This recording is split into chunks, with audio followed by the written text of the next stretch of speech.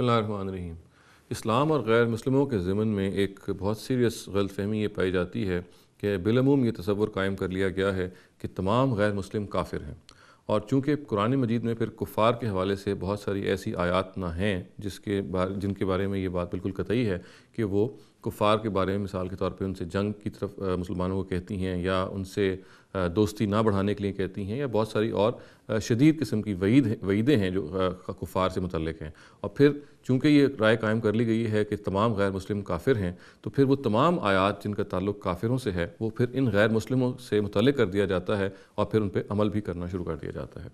یہ بات جان لینی چاہیے کہ یہ ایک ایسی غلط فہمی ہے جس میں ہر خاص و عام ایسا لگتا ہے کہ مبتلا ہے۔ سب سے پہلے تو یہ بات جان لیں کہ لفظ کافر کا مطلب یہ نہیں ہے کہ جو آدمی بھی اسلام کو نہ مانے یا اسلام کی حقانیت کو تسلیم نہ کریں تو وہ کافر ہوگا، بلکہ کافر کا مسئلہ لفظی مطلب ہی یہ ہے کہ وہ شخص جو جانتے بوجھتے یعنی ڈیلیبریٹلی نوئنگلی وہ کسی حق کو ڈینائی کرے، گویا کہ وہ کنونسڈ ہے کسی حق کے بارے میں اور پھر بھی وہ کہے کہ میں نہیں مانوں گا، تو پھر ایسے شخص ہی کو کافر قرار دیا جائے گا۔ اور پھر یہ بات بھی جان لینی چاہیے کہ اس کے نتیجے میں یہ بالکل واضح ہو جاتا ہے کہ ایک شخص جس نے مثال کے طور پہ اسلام کو انٹلیکچولی ریجیکٹ کر دیا کسی وجہ سے، یا اسلام کا پیغام اس کو نہیں پہنچا، یا اسلام کے بارے میں غلط فہمیاں ہیں اور اس وجہ سے وہ اسلام کو نہیں مان رہا، تو ایسے لوگوں کو ہم کافر نہیں کہہ سکتے۔ کافر کہا ہی ان کو جاتا ہے کہ جو جانتے ہوئے بوجھتے ہوئے کسی حق کا انکار کریں یا اسلام کا انکار کریں۔ اب اس سے ایک اور بات بھی سامنے آتی ہے، اور وہ یہ ہے کہ ہم پھر کافروں کا تعین کیسے کریں، کہ مثال کے طور پہ یہ بات کہ فلاں آدمی جانتے بوجھتے ہوئے انکار کر رہا ہے، یہ ہمارے علم میں کیسے آئے گا؟ ہمارے علم میں تو ظاہر ہے بہت سارے لوگوں کی ریاکشنز ہیں ان کی سامنے، یا ان کی جو اپیرنٹ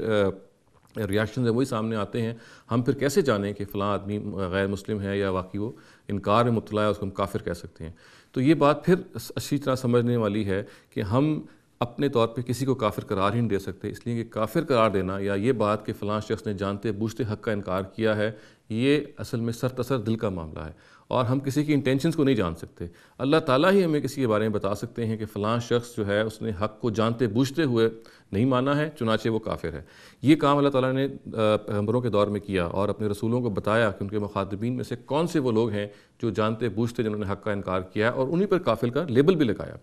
آج جب کہ وحی کا دروازہ بند ہو چکا اور نبی صلی اللہ علیہ وسلم کے رخصت ہوتے ہوئے بند ہو گیا تھا، تو کوئی شخص یہ نہیں جان سکتا، اس لیے کہ اس کے پاس کوئی آسمانی رابطہ نہیں ہے کہ وہ یہ معلوم کر کے بتائے کہ کون شخص اس کے سامنے، کہ کون غیر مسلم اس کے سامنے ہے جو حق کو جانتے بوجھتے ہوئے جھٹلا رہا ہے۔ چنانچہ